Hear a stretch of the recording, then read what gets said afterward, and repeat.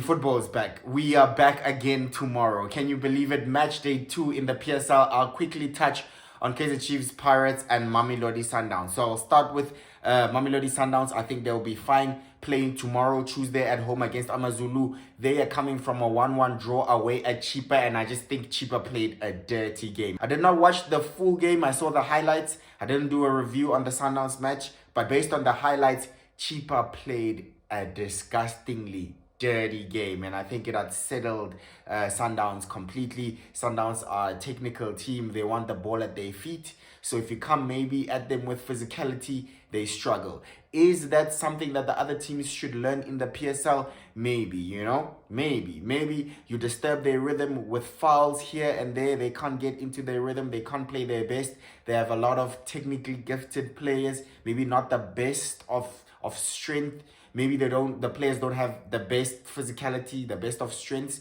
So maybe if you play a rough game, they can't cope. So press them hard and high and be rough. Maybe it unsettles them. So yeah, I don't know. I obviously don't advocate for a dirty game simply because we don't want players getting injured, but there were some terrible tackles by Chipa United. But it worked for them. They got a point. It's a dirty game, but they got their point. That's why also maybe that is, like I said, something that the other PSL teams need to learn. Amazulu, they come off a 1-0 home win in the first fixture, so they had 3 points. And I do think it will be, not a walkover, but I do think Sundowns will be fine. I think this is where Sundowns bounce back. This time they will be at home, and Cardoso will want a reaction from his team. And obviously there's a little bit of pressure since they dropped points, and it's not really something that Sundowns are used to. So in this case, I am giving Sundowns a clear victory. I want to touch on Kaizer Chiefs.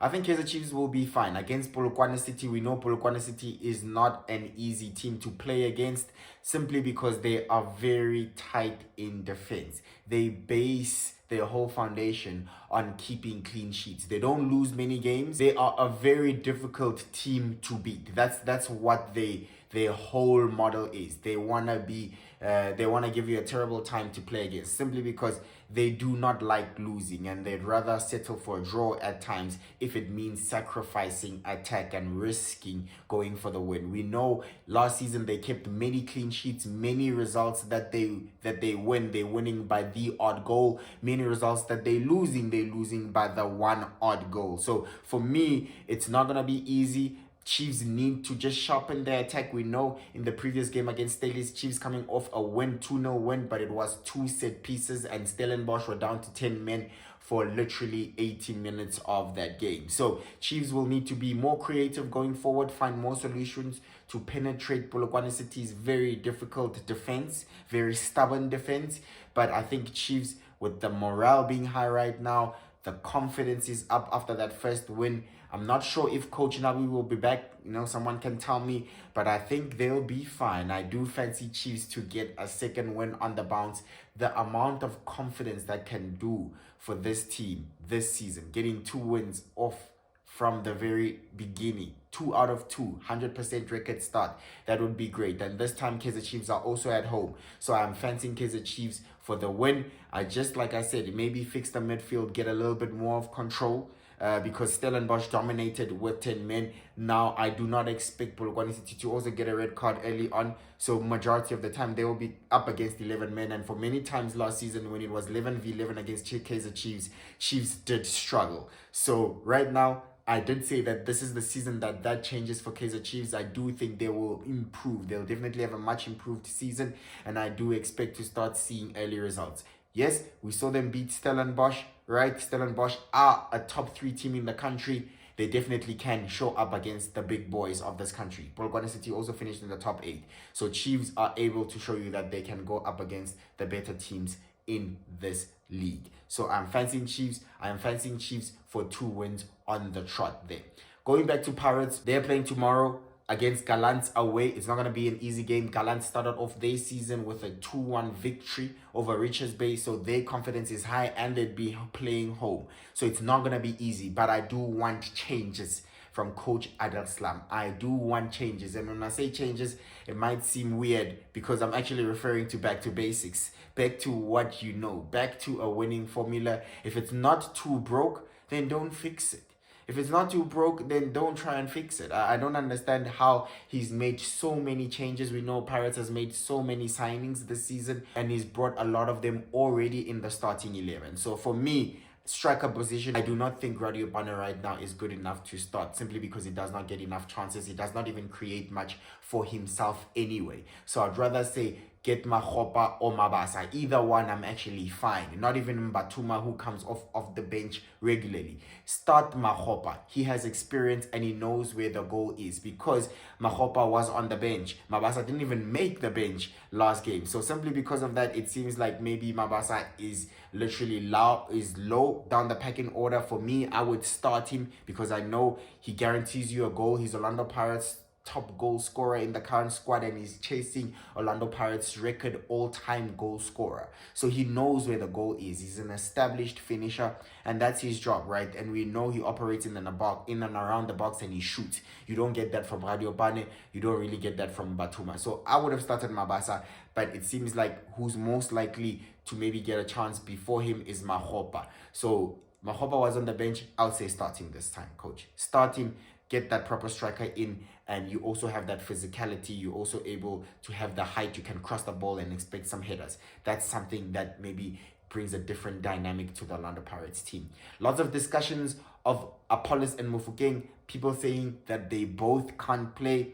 I would expect that quality players, quality wingers should be able to play on the left and the right. I should expect it. Apollos was bought from Polokwane City. I'm assuming he was bought for a decent amount of money, and therefore he should be used. Apollos himself needs to be able to be versatile. You can't really just play left and expect that. You need to give more to Orlando Pirates, especially when the team needs you. So I am very reluctant to say that coach would probably make 5 changes. I don't think so. That obviously disturbs the rhythm of the team. Many people will argue that he's disturbed it already by bringing in lots of changes, but I'm not really expecting him to make too many changes. I wouldn't be shocked if again he starts with Mofokeng and Apollos, but it sometimes looks like there is no balance.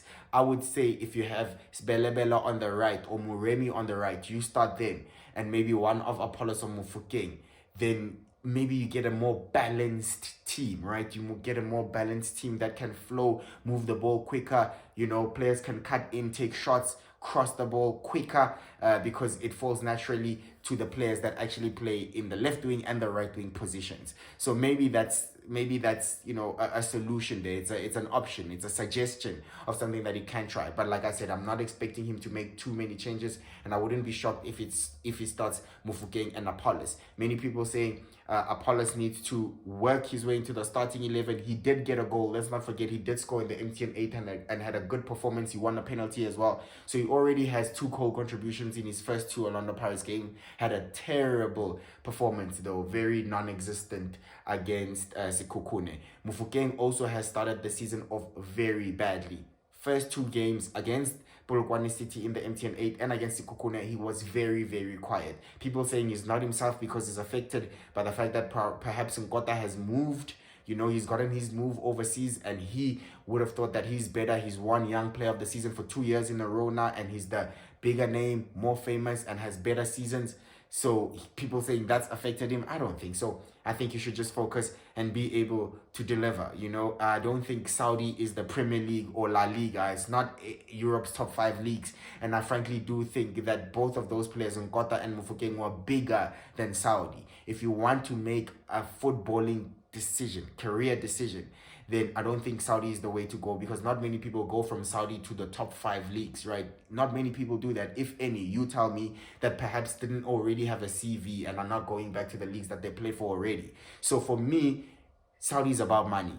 So Nkota went and he chose money, and it also looks like Mofokeng was in talks, and I don't know if that's materialized yet. Was the quota being there was a discussion of the fact that Etifak has a quota of foreign players, and Mofokeng, although even if a deal can be reached, maybe you might not be able to register, so maybe that's why it's taking long. For me, it doesn't matter. He can stay, he can play, be a big name in the PSL. He already is, but just show up more. He only scored 5 goals last season. You can do better. deliver this season. Improve on your output. You know, he had the same output as someone like Tashreeq Matthews. He's a quality player, but we know he didn't have the best of season and he doesn't get the same amount of minutes as Mofokeng, who plays 90. So Mofokeng, work on your own game. Work on your own game. Focus. You know, Pirates needs you right now. Pirates needs a player to grab games by the scruff of the neck, to pull Orlando Pirates forward. They need some individual brilliance because sometimes the tactics aren't working out. So Mofokeng, this is the time to raise his game again. Focus, channel all that energy, that disappointment, maybe that anger into your football. Give us all on the pitch. And then, you know, maybe we see some results. We see you scoring. We see Pirates getting 3 points, right? So, yeah, that's my comment on the Mofokeng situation. At the back, right back, I need that solved. Right back, I need it solved. Mashulwane did not have a good game for me. He can't cross the ball. I need that solved, right? And Shandu is not also the best solution. I don't know what's going on with Van Rooyen. If he's available and in the reserves, just fast track it. Bring him back into the starting 11. I need that solved. So those are the changes that I'm expecting to see. Right back, maybe right wing, and definitely striker. If there's anything that Coach Adu can do for me is please just change up the tactics. Just the striker position mainly. That's really all I ask for. If you can give me one thing, just give me the striker position. Radio Bane can come in off the bench, right? Yeah, that's no shot at Radio Bane. I'm not saying he's not good enough for anything, but right now we need proven solutions and we need experience. That's what Pirates is needing right now to get back to winning ways, right? Or else the league is over already. And if you haven't heard, the stats aren't good for teams that have not won and actually have lost on the first day of the season. Most of the time, 90% of the time, they don't go on to win the league. So already Pirates are trailing. But at least we know Sundowns is not too far. So if Pirates gets the win, then they're keeping tabs with what's going on at the top of the table. So with that being said, that is my view on Pirates. Please let me know what you think. What do you expect to be changed? And I actually see a difficult game for Pirates. And based on the form, the pressure, the expectation, I am expecting a draw. So with that being said, let me get into my predictions, right? Sundowns Amazulu on Tuesday, Sundowns win. I see a Sundowns win. Orbit College and Siwelele, I see a Siwelele win, obviously bouncing of the fact that they won 3-1 in their first game. I do think that confidence will carry them into the second game against also newly promoted Orbit College. So Siwelele to beat Orbit College. I have Maruma Gallants and Pirates playing to a draw. I just see Pirates struggling right now. I definitely do think the pressure is too much. And Coach Wadu is new. I told you that it will need time to click. There's so many changes that he's messed with. Mariko coming on in the second half ahead of Kabelo Dlamini. You know, there's a lot to be discussed. A lot of nuances, complexities, lots to criticize at the same time. Because, you know, there's a lot of questions that Coach Wadu, in summary, has to answer. And right now, I'm not sure if he's able to deliver that answer. So I'm going Pirates draw. Last time I predicted a draw as well against Kukune, but Pirates actually ended up losing that game. So I was kind of close there. Magesi, Stellenbosch. I do have Stellenbosch winning. Back to 11 men. The way they played against Chiefs was phenomenal with 10 men, right? So I do think they'll be able to get the better of Magesi, even though they're away. Skukune and Galaxy, Skukune will be bouncing. They played an absolutely fabulous game against Pirates. I've made a video, full reaction for my Pirates videos, Kukune versus Pirates, and I touched onto Kukune's tactics, Eric Tinkler, how he gets his team pressing high, working very hard, high intensity type of football. They're definitely going to be a threat this season, and I back them to win again. 2 on the bounce there. Then we also have Golden Arrows against Richards Bay. I had fancied Arrows in the first game to win it, and they're disappointed, and they lost the game actually. Will they beat Richards Bay? I think so. I think Arrows can get back to winning ways. So my prediction is Arrows to beat Richards Bay. Kaizer Chiefs and Polokwane City, I've already touched on that. My full review of Stellenbosch and Kaizer Chiefs is up on my channel. Please check it out. And I back Kaizer Chiefs to beat Polokwane City and get 2 wins consecutively. And lastly, we have Devon City and Chippa United. Devon City as well. They won in their first game 2-0. And I do actually fancy them against Chippa United. Yes, Chippa United did get a draw against Mamelodi Sundowns. Impressive. Like I said, they played a dirty game. But actually, I'm changing my decision. I see it as a draw.